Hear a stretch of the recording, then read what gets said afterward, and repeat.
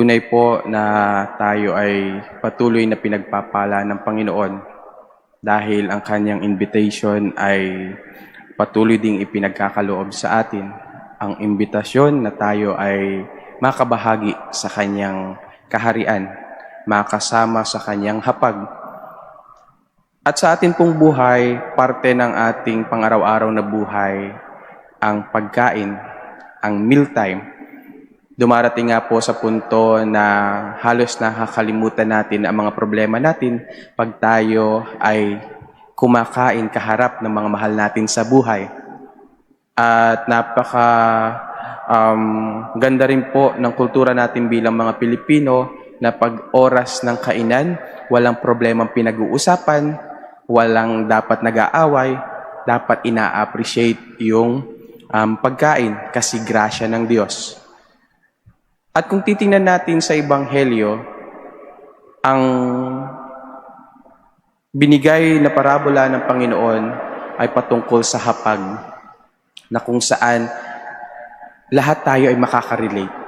Lahat tayo ay makakapagbigay ng magandang atensyon. Bakit? Hindi bago sa atin ang hapagkainan.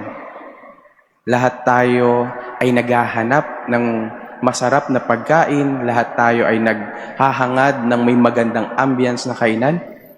Lahat tayo ay naghahangad na makapag-enjoy pagdating sa usaping pagkain. At sabi nga po, hindi dapat ipinagdadamot ang pagkain. Inihalin tulad ng Panginoon ang kanyang kaharian sa isang hapagkainan, sa isang celebration na meron ng inanyayahan. Inihanda na niya, pero ng oras na ng handaan, ang lahat ng kanyang inanyayahan ay hindi dumating dahil kanya-kanya ng excuses, kanya-kanya ng kabisihan sa buhay. At kung titingnan, itong ebanghelyong ito ang nagbukas para sa lahat ng imbitasyon ng Panginoon para makabahagi sa kanyang paghahari, makasama sa kanyang hapag. Kung una, ang kanyang hapag ay para lang sa mga piniling bayan ng Israel, sa mga Hudyo, pero ang lahat ng inimbitahan ay hindi nagkaroon ng magandang pagpapahalaga dito. At yun ay extended to us, even to our times. God is continuously inviting us to be part of this banquet. Pero ang tanong, tayo ba ay handa na makihalo o makisalo sa hapag ng Panginoon? Or katulad din tayo ng mga inimbitahan na meron tayong kanya-kanyang excuses? Mga kapatid, sa bawat panalangin natin, tayo ay humihiling sa Panginoon na sana bigyan tayo ng magagandang kalusugan, na sana bigyan tayo ng magandang buhay, na sana mapaginhawa ang ating mga pinagdaraanan. At ipinagkakaloob yun ng Panginoon upang tayo ay mas mapalapit sa Kanya, upang tayo ay makasalo sa Kanyang hapag, sa hapag ng pag-ibig, sa hapag ng Kanyang kaharian. Pero kung titingnan natin, ang mga bagay na ipinagkaloob ng Diyos ay nagiging hindrance para tayo ay mas mapalapit sa Kanya. Nagiging hadlang upang makita at mapahalagan natin ang Kanyang imbitasyon. Ano po ang hinihingi sa atin ng Ebanghelyo? 3 bagay po ang ipinapaalala sa atin. Una, put God in the center of our life. Lagi nating unahin ang Panginoon. Kasi wala ang mga bagay na ito kung hindi natin kasama ang Diyos.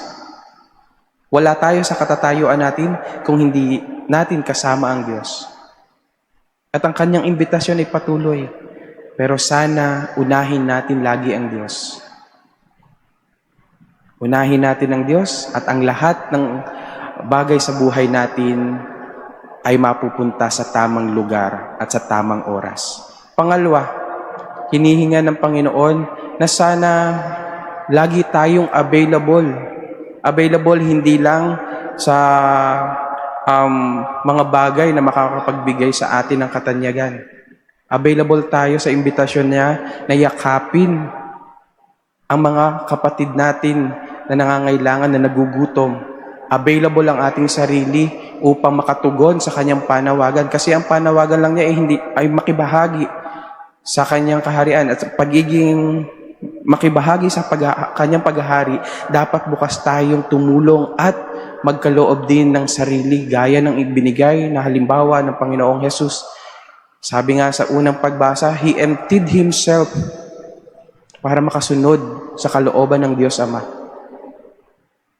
At bilang pakikibahagi sa kanyang hapag, sana available din ang ating sarili para maging lingkod sa mga taong nangangailangan, sa mga taong pinaglingkuran din ng Panginoon.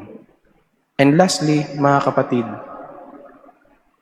sana katulad ng Panginoon, maalam tayong magbahagi.